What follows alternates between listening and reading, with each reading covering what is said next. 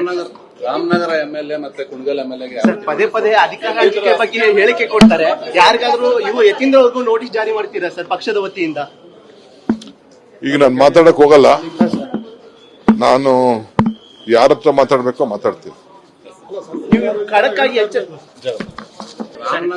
Ramanagara MLA ಮತ್ತೆ ಕುಣಗಲ್ ಎಂಎಲ್ಎಗೆ ಪದೇ ಪದೇ ಅಧಿಕಾರ ಹಂಚಿಕೆ ಬಗ್ಗೆ ಹೇಳಿಕೆ ಕೊಡ್ತಾರೆ. ಯಾರಿಗಾದ್ರೂ ಇವು ಯತೀಂದ್ರವರೆಗೂ ನೋಟಿಸ್ ಜಾರಿ ಮಾಡ್ತೀರಾ ಸರ್ ಪಕ್ಷದ ವತಿಯಿಂದ?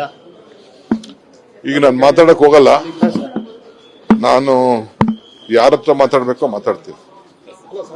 ಖಡಕ್ ಆಗಿ ಇವತ್ತೇನು ಕರ್ನೂಲಲ್ಲಿ ಆಗಿದೆ ಇದು ದುರದೃಷ್ಟಕರ.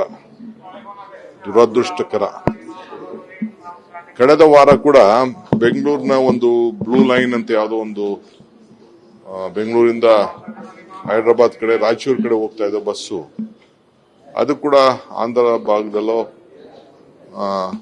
ಈ ರೀತಿ ಆಗಿ ಬಸ್ಸೇ ಸುಟ್ಟೋಗಿತ್ತು. ಸದ್ಯ ಇದ್ದಕ್ಕಿದ್ದಂಗೆ ಒಂದು ಹೆಣ್ಮಗಳು, ನಮ್ಮ ಪಕ್ಷದ ಒಬ್ಬ ಅಧ್ಯಕ್ಷೆ ರಾಯಚೂರು, ಆ ಹೆಣ್ಮಗಳು ನಿಮ್ಮಲ್ಲೇ ಒಂದು ರಿಪೋರ್ಟ್ ಮಾಡ್ತಿದ್ರೆ ನಾನು ನೋಡಿದ್ದೇನೆ.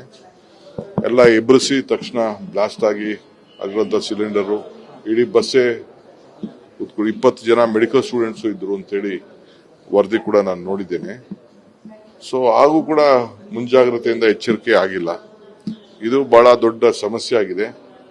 ಒಂದು ದೊಡ್ಡ ಹೈ ಲೆವೆಲ್ ತನಿಖೆ ಆಗಬೇಕು. ಮುಂಜಾಗ್ರತೆ ಬಗ್ಗೆ ಬಸ್ಗಳಿಗೆ ನಾವು ಇದ್ರ ಬಗ್ಗೆ ಒಂದು ಸೂಕ್ತವಾದಂತಹ ವ್ಯವಸ್ಥೆ ಮಾಡಲಿಕ್ಕೆ ಎಲ್ಲ ಸರ್ಕಾರ, ಯಾವುದೇ ರಾಜ್ಯದ ಸರ್ಕಾರ ಇರಲಿ, ಇದ್ರ ಬಗ್ಗೆ ಜಾಗೃತಿ ವಹಿಸಬೇಕು.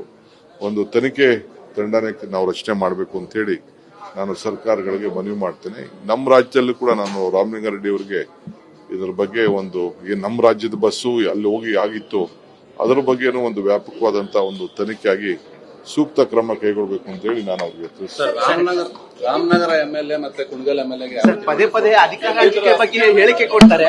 ಯಾರಿಗಾದ್ರೂ ಇವು ಯತೀಂದ್ರವರೆಗೂ ನೋಟಿಸ್ ಜಾರಿ ಮಾಡ್ತೀರಾ ಸರ್ ಪಕ್ಷದ ವತಿಯಿಂದ? ಈಗ ನಾನು ಮಾತಾಡಕ್ ಹೋಗಲ್ಲ.